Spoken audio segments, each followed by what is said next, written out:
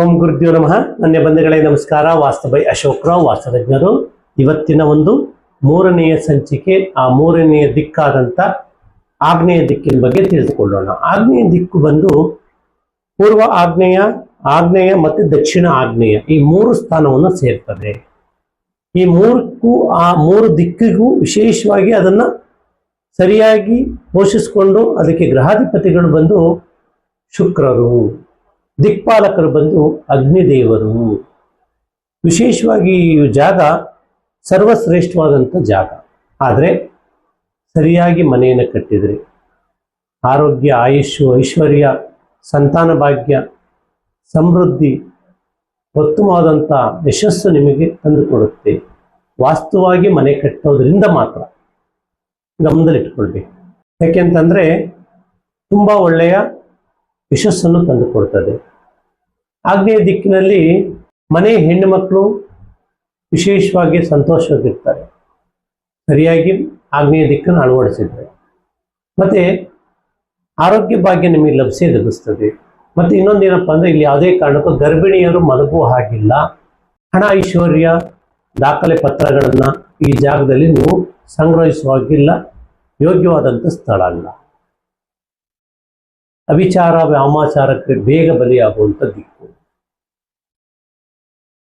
ಫ್ಯಾಮಿಲಿಯಲ್ಲಿ ಯಾರು ಮಕ್ಕಳಾಗಲಿ, ಮನೆಯ ದೊಡ್ಡವರಾಗಲಿ ಅಥವಾ ಗಂಡ ಹೆಂಡತಿ ಆಗಲಿ ಮಲಗೋದಕ್ಕೆ ಯೋಗ್ಯವಲ್ಲ. ವಿಶೇಷವಾಗಿ ದಿಕ್ಕನ್ನು ಸ್ವಚ್ಛವಾಗಿ ನೋಡ್ಕೊಳ್ಬೇಕು, ವಾಸ್ತುಸಮ್ಮತವಾಗಿ ನೋಡ್ಕೊಳ್ಬೇಕು, ದಿಕ್ಕಿಗೆ ಅನುಗುಣವಾಗಿ ನೋಡ್ಕೊಳ್ಬೇಕು. ಯಾವುದೇ ಕಾರಣಕ್ಕೂ ಈ ಜಾಗ ಕಟ್ಟಾಗದೇ ಇದ್ರೆ ತುಂಬ ಒಳ್ಳೆಯ ಫಲವನ್ನು ಪ್ರಾಪ್ತಿ ಮಾಡಿ. ಬೆಳೆಸ್ಕೊಳ್ದೆ ಸಮಾಂತರವಾಗಿದ್ದರೆ ಒಳ್ಳೆಯ ಫಲ. ಈ ಜಾಗದಲ್ಲಿ ಮೆಟ್ಲು ಬರ್ಬೋದು, ಅಡಿಗೆ ಮನೆ ಬರ್ಬೋದು. ಇಷ್ಟನ್ನು ನೀವು ಅಳವಡಿಸ್ಕೊಳ್ಬೇಕು. ಈ ಜಾಗ ಸರ್ವಶ್ರೇಷ್ಠವಾದಂಥ ಜಾಗ. ಒಂದು ವೇಳೆ ಲೋಪದೋಷಗಳಾಗಿದ್ದರೆ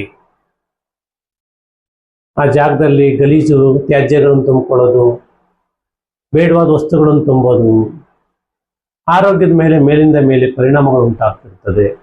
ಹೆಣ್ಣು ಮಕ್ಕಳು ಕಾಯಿಲೆಗಳಿಂದ ನರಳುತ್ತಾ ಇರ್ತಾರೆ. ಪುರುಷನು ಒಂದು ರೀತಿ ಭ್ರಷ್ಟನಾಗುವ ಸಾಧ್ಯತೆ ಜಾಸ್ತಿ. ದುಶ್ಚಟನ ದಾಸನಾಗ್ತಾನೆ. ಏನೂ ಮಾಡದ ತಪ್ಪಿಗೆ ಕಾರಾಗೃಹವಾಸವನ್ನು ಅನುಭವಿಸ್ಬೇಕಾಗತ್ತೆ. ಪತಿ ಪತ್ನಿಯರ ಮಧ್ಯೆ ಒಡಕು ಸ್ಟಾರ್ಟ್ ಆಗುತ್ತೆ. ಹಿರಿಯರು ಅಕಾಲಿಕವಾಗಿ ದುರ್ಮರಣವನ್ನು ಹೊಂದುತ್ತಾರೆ. ಗಂಡ ಹೆಂಡತಿ ವಿಚ್ಛೇದನ ಆಗುತ್ತೆ. ಅಥವಾ ನಿಮಗೆ ಮಗಳು ಮನೆಯಲ್ಲಿ ಬಂದು ಕುತ್ಕೊಳ್ಳೋದು. ಇಲ್ಲಿ ಲೋಪದೋಷಗಳಾಗಿದ್ದಾಗ ಗಂಡನ ಮನೆ ಕೊಟ್ಟು ಮದುವೆ ಮಾಡಿರ್ತೀರಿ, ಮತ್ತೆ ಗಂಡನ ಮನೆ ಬಿಟ್ಬಿಟ್ಟು ಬಂದು ತವ್ರ ಮನೆ ಕುತ್ಕೊಂಡು ನಿಮಗೆ ಹಿಂಸೆ ಆಗ್ತಾ ಇರ್ತದೆ. ದಾಂಪತ್ಯದಲ್ಲಿ ಜಗಳಗಳು ಸ್ಟಾರ್ಟ್ ಆಗುತ್ತೆ. ಹಾಗೆ ಅಪಖ್ಯಾತಿ ಇತ್ಯಾದಿಗಳು ನಿಮ್ಮನ್ನು ಹುಡುಕೊಂಡು ಬರುತ್ತೆ. ವಿಚ್ಛೇದನ ಆಗುವ ಸಾಧ್ಯತೆ ಜಾಸ್ತಿ. ಕೋರ್ಟಲ್ಲಿ ನಿಮ್ಮ ಮೇಲೆ ದಾವೆ ಹೂಡೋದು, ಆಸ್ತಿಗೋಸ್ಕರ, ವಿಚ್ಛೇದನಕ್ಕೋಸ್ಕರ. ಹೇಳಿದ ಮಾತು ಕೇಳಲ್ಲ, ನಾನೇ ಸರಿ ಅನ್ನೋದು. ಒಟ್ಟಿನಲ್ಲಿ ಹೇಳಬೇಕು ಅಂದರೆ ದುಶ್ಚಟರ ದಾಸರಾಗಿ ಆ ಮನೆ ಒಂದು ದಿವಸ ನೀವು ಎಲ್ಲರನ್ನು ಕಳ್ಕೊಂಡು ನೀವು ಬರ್ಬತ್ತಾಗುವ ಪರಿಸ್ಥಿತಿ ಬಂದಿರ್ತದೆ. ದಯಮಾಡಿ ಲೋಪದೋಷಗಳು ಮಾಡಬೇಡಿ. ಹೇಗೆ ಮಾಡಬೇಕು, ಹೇಗೆ ಕಟ್ಟಬೇಕು ಅಂತ ನಿಮಗೆ ಏನಾದ್ರು ಅನಿಸಿದರೆ ನಿವೇಶನದ ತಪ್ಪಿಲ್ಲ. ಬಟ್ ನೀವು ಮನೆ ಕಟ್ಟುವಾಗ ಮಾಡುವಂಥ ಎಡವಟ್ಟಿನಿಂದ ಆಗುವ ಸಮಸ್ಯೆಗಳು. ನನ್ನನ್ನು ಸಂಪರ್ಕ ಮಾಡಿ ಪರಿಪೂರ್ಣವಾಗಿ ಅದ್ರ ಬಗ್ಗೆ ಹೇಳ್ಕೊಡ್ತೀನಿ. ಯಾಕೆಂದರೆ ಒಂದು ಮನೆಗೆ ಒಂದು ಹೆಣ್ಣು, ಒಂದು ಗಂಡು ಇಬ್ಬರು ಇಂಪಾರ್ಟೆಂಟ್. ಹೆಣ್ಣಿಲ್ಲದೆ ಗಂಡಿಲ್ಲ, ಗಂಡಿಲ್ಲದೆ ಹೆಣ್ಣಿಲ್ಲ. ಶಿವಶಕ್ತಿಯ ಎನರ್ಜಿ ಬೇಕೇ ಬೇಕು. ಮತ್ತೆ ಆ ಜಾಗದಲ್ಲಿ ನೀರುಗಳು ಹರಿಸ್ಕೊಂಡು ರೋಗ ತರಿಸ್ಕೊಳ್ಳೋದು.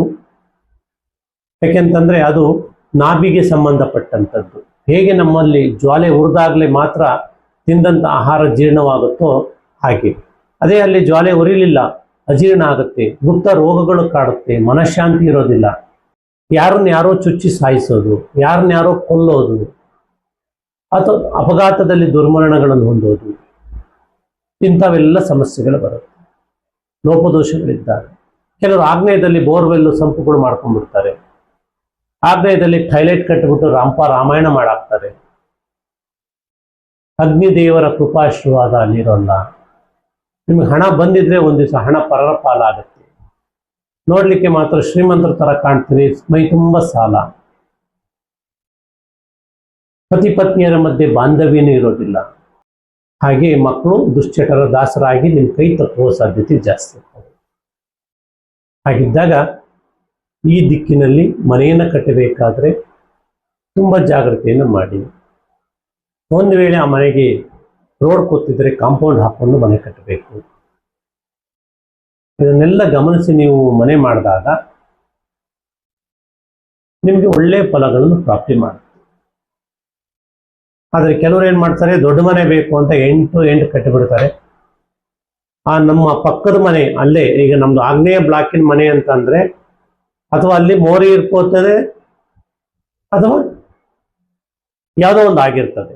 ಉದಾಹರಣೆಗೆ ಯಾವುದೋ ಒಂದು ತಗ್ಗಿರ್ತದೆ, ತಗ್ಗುಗಳನ್ನು ಮುಚ್ಚದೇ ಇರೋದು, ದಕ್ಷಿಣದಲ್ಲಿ ಕಾಂಪೌಂಡು, ಆಗ್ನೇಯದಲ್ಲಿ ಕಾಂಪೌಂಡ್ ಇಲ್ಲದೆ ಇರೋದು, ಇವೆಲ್ಲ ನಮ್ಮ ಲೋಪ. ಅಂದ್ರೆ ನಾವು ಚಾಪೆ ಕೆಳಗೆ ತೋರಿದ್ರೆ ಅದು ರಂಗೋಲಿ ಕೆಳಗೆ ತೋರುತ್ತೆ.